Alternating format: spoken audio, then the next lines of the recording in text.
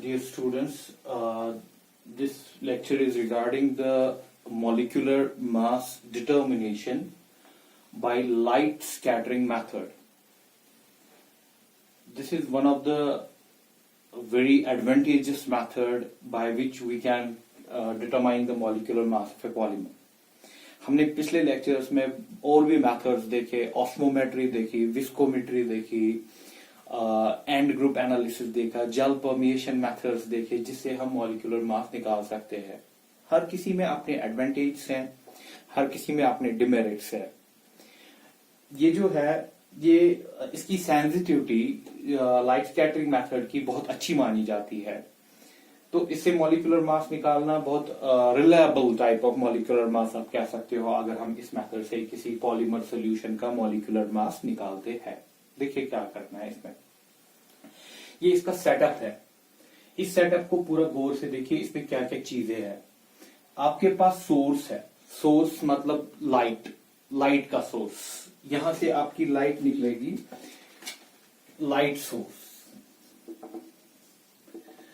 फिर monochromatic filter यहां पर लगा के, ये फिल्टर क्या करेगा. फिल्टर का काम होता है कि एक पर्टिकुलर वेवलेंथ को अलो करना. एक पर्टिकुलर वेवलेंथ को ये छोड़ेगा, बाकी को ब्लॉक कर देगा. उसके बाद आपके पास लेंस. ये जो लेंस है इसका काम होता है ये लाइट जो यहां से निकल रही है ये फोकस हो जाए आपके सेल पे. ये जो सेल है, सेल में आपका सैंपल रखा हुआ है. सैंपल मतलब क्या, पॉलीमर का सोल्यूशन. जो पॉलीमर का सोल्यूशन होगा वो आपने यहां पर इस सेल में रखा हुआ है. तो लाइट यहां से निकल के लेंस मोनोक्रोमेटर को छोड़ के अल्टीमेटली पड़ रही है कहां पर, सेल पे. सेल में क्या रखा है, सैंपल क्या है आपका, पॉलीमर सोल्यूशन.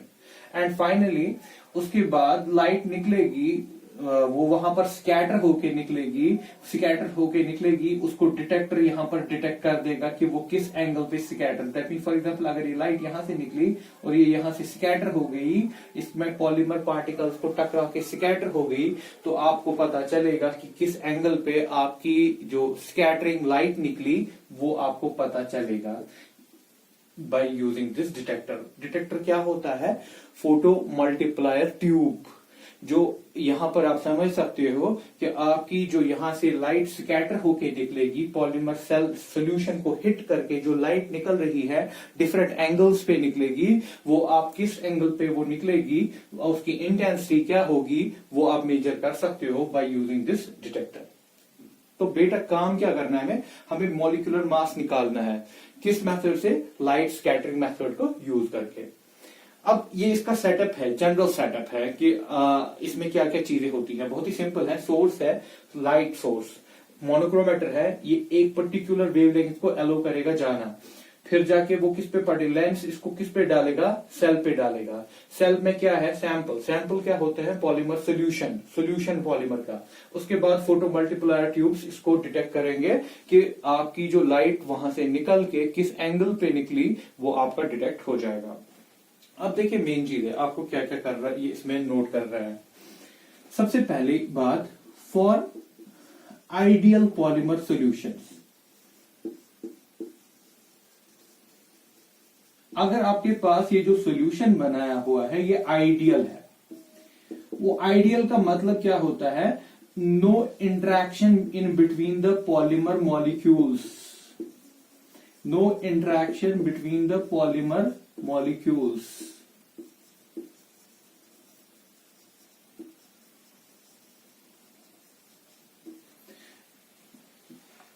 ठीक है. No interaction between the polymer molecules. अगर इंटरेक्शन पॉलीमर मॉलिक्यूल्स के बीच में नहीं है, वो क्या मतलब हो गया, आपने ये सेल ली ना, ये सेल में क्या है, आपका सैंपल है. सैंपल में क्या है, सोल्यूशन है. सोल्यूशन में क्या होता है, सॉल्वेंट होता है और सोल्यूट होता है. ये जो सोल्यूट क्या है यहां पर हमारा पॉलीमर. इन पॉलीमर मॉलिक्यूल में कोई इंटरेक्शन, अगर एक मॉलिक्यूल दूसरे मॉलिक्यूल के साथ कोई इंटरेक्शन नहीं दिखा रहा है तो हम कहते हैं कि इट्स एन आइडियल पॉलीमर. ठीक है, समझ आ गया. आइडियल क्या होता है कि जो आप सॉल्यूशन बना रहे हो वहां पर सोल्यूट पार्टिकल्स की आपस में इंटरेक्शन नहीं है. यहां पर सोल्यूट क्या है हमारे पास, पॉलीमर पार्टिकल्स. तो हम कहेंगे कि पॉलीमर पार्टिकल्स में इंटरेक्शन नहीं है. अगर इंटरेक्शन नहीं है तो आप सीधे इसका मेजर करोगे by using this equation, R theta is equal to K C molecular M, यहां पर मैं MW लिख रहा हूं, के सी MW, ये हो गई आपकी इक्वेशन जो आप यूज करोगे। अब सबसे इंपॉर्टेंट चीज हमारे लिए ये है MW, या हम अलग अलग हर किसी टर्म को देखते हैं कि हर किसी टर्म में क्या है। आर थीटा, ये जो आर थीटा होता है ये किसके बराबर है? R theta is I theta divide by I naught, one I theta by I naught R square 1 plus cos square theta, 1 plus cos square theta. इसको हम कहते हैं रिलेइंग रेशियो या रिले रेशियो कहते हैं इसका नाम हम। ये हमारे पास आर है। देखिए इसमें डिफरेंट टर्म्स हैं। सबसे पहली बात, आई थीटा क्या होता है? आई थीटा है इंटेंसिटी ऑफ स्कैटर्ड लाइट, जो स्कैटर हुई, scattered light at angle theta. हो गया पहला। आई थीटा क्या होता है? दैट मीन लाइट आई ना यहां से, ये इस पे पड़ के यहां से स्कैटर हो गई। ये जो स्कैटर हो गई ये किस एंगल पे हुई? लीजिए ये थीटा पे हुई। थीटा किसके बीच में? इंसिडेंट, ये जो यहां से लाइट आई जो सैंपल पे पड़ी इसको हम आई नॉट कहते हैं। आई नॉट और जो स्कैटर हो गया, चलिए ये स्कैटर हो गया, इसका हम कहेंगे आई थीटा। ये किस एंगल पे स्कैटर हुई? थीटा पे। थीटा किसके बीच में बना? आई थीटा और आई नॉट के बीच में जो एंगल बनेगा that is known as the theta. I naught कौन सी लाइट है? इंटेंसिटी ऑफ इंसिडेंट लाइट, जो लाइट इस पे पड़ी, ठीक है बेटा। और इन दोनों के बीच में एंगल क्या बना? थीटा बन गया। आई थीटा आपको पता चल गया, आई नॉट आपको पता चल गया क्या है? आर। आर जो है, R is the distance between cell and detector. Cell और इसके बीच में कितनी डिस्टेंस है आपस में? That is R. तो ये हो गया आर थीटा। आर थीटा में क्या क्या चाहिए आपके पास? एक चाहिए एंगल, किसके बीच में? इंसिडेंट लाइट की इंटेंसिटी के बीच में और जो स्कैटर्ड लाइट है उसके बीच में जो एंगल बना दैट इज थीटा। इनका ratio I theta by I naught. R distance, वो तो पता ही होगा, distance between the cell and the detector कितनी डिस्टेंस है वो भी पता। थीटा कितना है वो भी आ गया। तो आर थीटा आपको कैलकुलेट हो जाएगा आराम से। इसको क्या कहते हैं? रिलेइंग रेशियो, रिले रेशियो के। अब इसमें दूसरी चीज जो है that is K. What this K is? K is known as 2 pi n not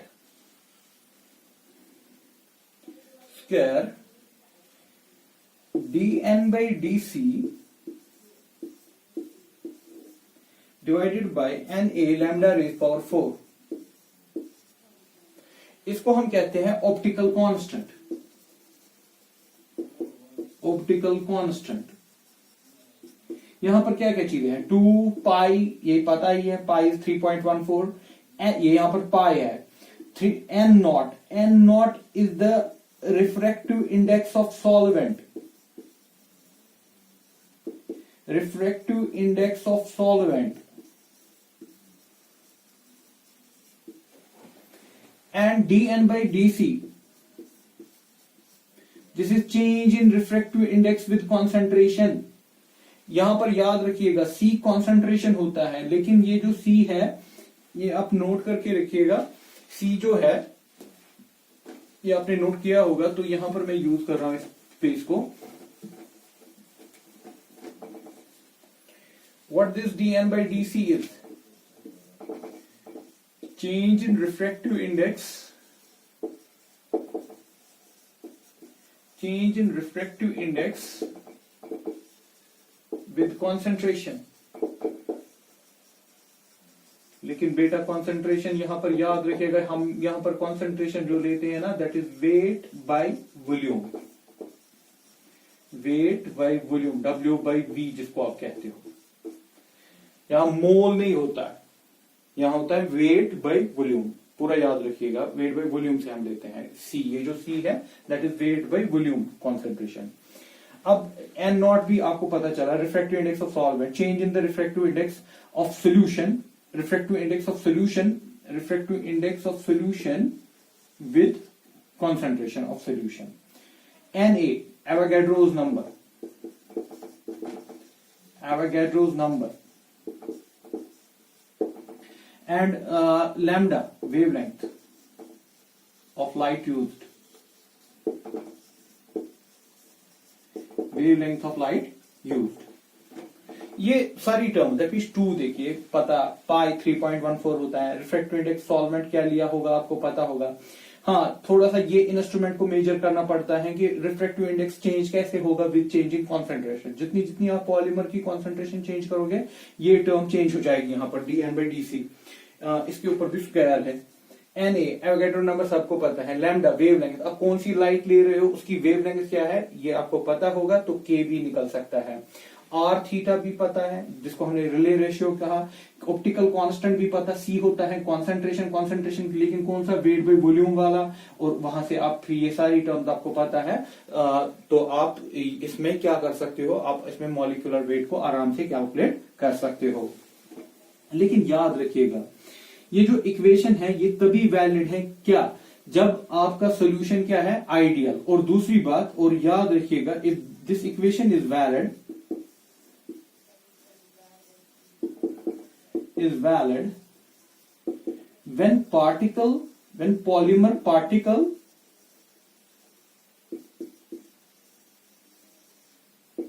is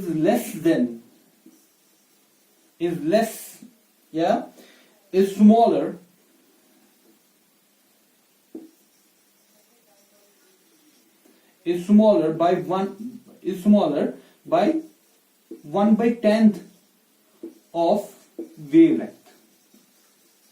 ये बहुत ही इंपॉर्टेंट चीज है।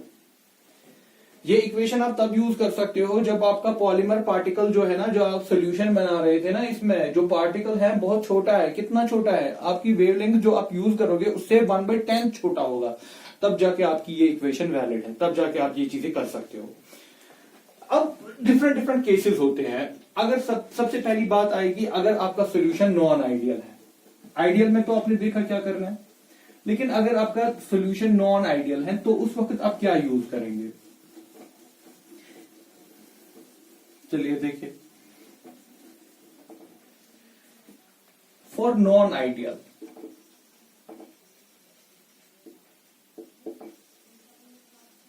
सॉल्यूशंस,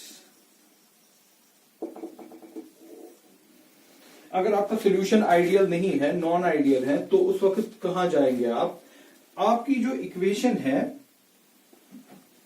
आप इसको ले जाएंगे K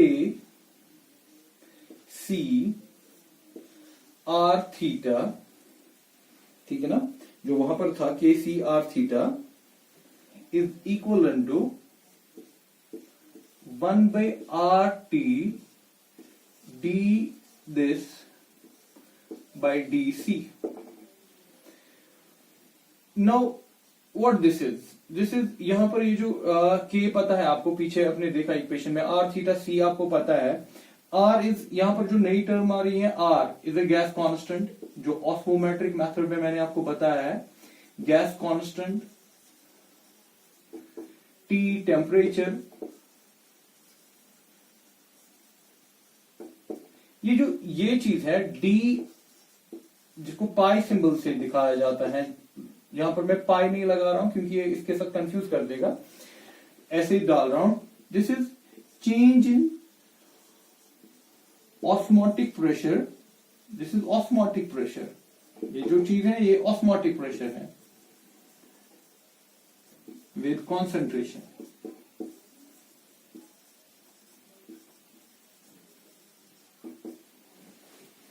तो ये आप ले रहे हो, बट अभी इसमें कहीं पर मॉलिक्यूलर मास है नहीं। ऑस्मोमेट्री में हमने ये देखा, ऑस्मोमेट्रिक मेथड में, फ्रॉम ऑस्मोमेट्री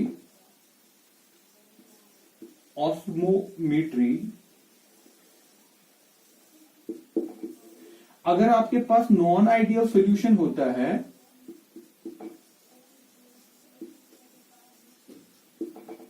नॉन आइडियल सॉल्यूशन में पाई बाई सी बराबर होता है 1/m R T plus B C. Pi by C 1/m R T B C. इसके लिए आप ऑस्मोमेट्रिक वीडियो लेक्चर देखिएगा तो वहां से भी आपको समझ आ जाएगा कि ये इक्वेशन कैसे बनती है नॉन आइडियल सॉल्यूशन के लिए। प्रोसीजर वही है कि ऑस्मोटिक प्रेशर आप मेजर करते हो, pi osmotic pressure, C is the concentration, लेकिन कॉन्सेंट्रेशन कौन सी वाली, वेट बाय वॉल्यूम वाली, एम मॉलिक्यूलर वेट, यहां पर एम मॉलिक्यूलर वेट है जिसकी तलाश में हम हैं, R gas constant, T temperature, B virial coefficient, एक कांस्टेंट समझिए, सी कॉन्सेंट्रेशन। तो यहां पर जो नई चीजें आ रही हैं वो मैं यहां नोट करवा रहा हूं, एम मॉलिक्यूलर मास,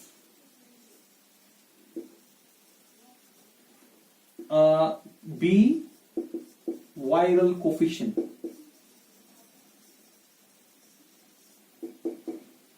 कोफिशिएंट मतलब constant, R gas constant, T temperature, वो तो आपको पता ही है, आर ओ टी वो मैं छोड़ रहा हूं, R gas constant, T temperature.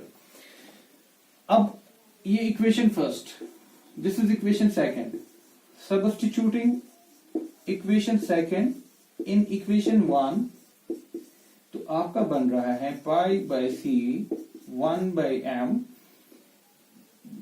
या हम एक काम करें ऐसे लिखे, के C R theta 1/RT, D, ये जो आपका dpi/dc है, देखिए अगर मैं सी को इधर लिखूं, पाई का वैल्यू दे डाल देंगे इसमें, सी को अगर इधर जाएगा ये बनेगा ना RT/m इंटू सी, ऐसे देखिएगा, RT/m सी प्लस RB/m सी स्क्वायर, ठीक है बेटा, डिवाइडेड बाय डीसी। ये मैंने ये वैल्यू कहां से लाया, ये मैंने पाई का वैल्यू लाया, ये इस इक्वेशन में पाई का वैल्यू डाल दिया, इस इक्वेशन में पाई वैल्यू यहां से लिया, सी को इधर कर दिया, सी इस टर्म को भी मल्टीप्लाई हो जाए, ये वाला सी जो है इस टर्म को भी मल्टीप्लाई किया, इसको भी मल्टीप्लाई किया, फिर इस पाई को इधर सब्स्टिट्यूट किया, ठीक। तो फाइनली जब आप इसको यहां पर डिफरेंशिएशन करोगे तो डिफरेंशिएशन के बाद आपका मिलेगा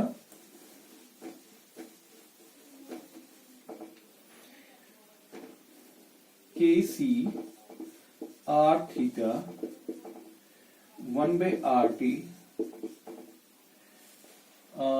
ये निकलेगा RT/m बाहर, RT/m, ये बचेगा dc/dc, कैन 1 बच गया, प्लस 2b, जब इस टर्म का डिफरेंशिएशन होगा c स्क्वायर का, b/m तो कांस्टेंट है, इसका बनेगा 2c, ऐसे लिख रहा हूं, 2c b/m constant into 2c, ये इसका डिफरेंशिएशन निकलेगा यहां पर। अब देखिए RT इस इक्वेशन को थोड़ा सा सिंप्लीफाई कीजिए, K C R theta, RT cancel हो जाएगा, 1/m प्लस, ठीक है,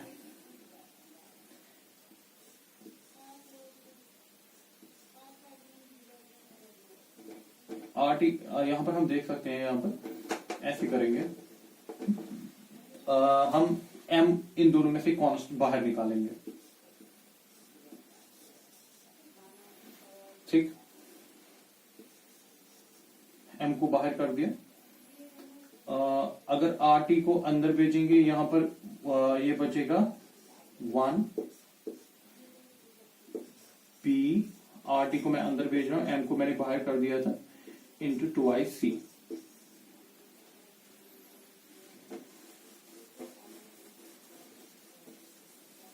सो शॉर्ट में K C R theta 1/m, 1 B constant है, वायरल कोफिशिएंट था, B R constant, T temperature constant, ये सारी कांस्टेंट्स हैं, तो मैं इसको शॉर्ट में लिख सकता हूं 2i इंटू बी डैश सी, ठीक है। ये वाली इक्वेशन आप यूज करेंगे कब, जब आपको नॉन आइडियल सॉल्यूशन होगा। यहां पर देखिए आपको करना क्या है, आप प्लॉट कीजिए, ठीक है। आप ग्राफ को डाल दीजिए किसके बीच में, K C by are theta और सी के बीच में ग्राफ डालिए, के सी बाई आर थीटा और सी के बीच में ग्राफ, ठीक। इसमें आपकी एक स्ट्रेट लाइन आएगी। कैसे, देखिए मैं इसको अगर अलग अलग करके लिखूं इस इक्वेशन को, K C R theta is equal to 1/m plus twice B dash C in divided by m, ठीक है ना।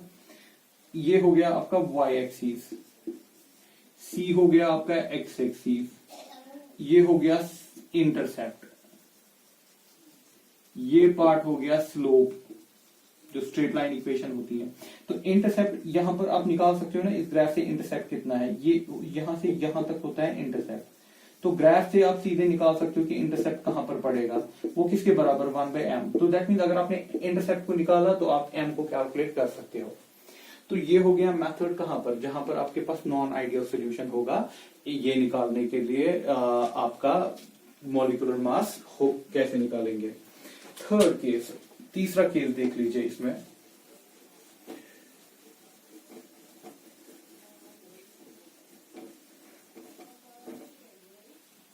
विदाउट डेरिवेशन दिखा रहा हूं। तीसरे केस के लिए अगर आपका for polymers which have larger particle size, पहले दो केसेस में हमने कहा कि पार्टिकल साइज छोटा है, उन दोनों में फर्क इतना था कि पार्टिकल साइज यहां पर बड़ा है।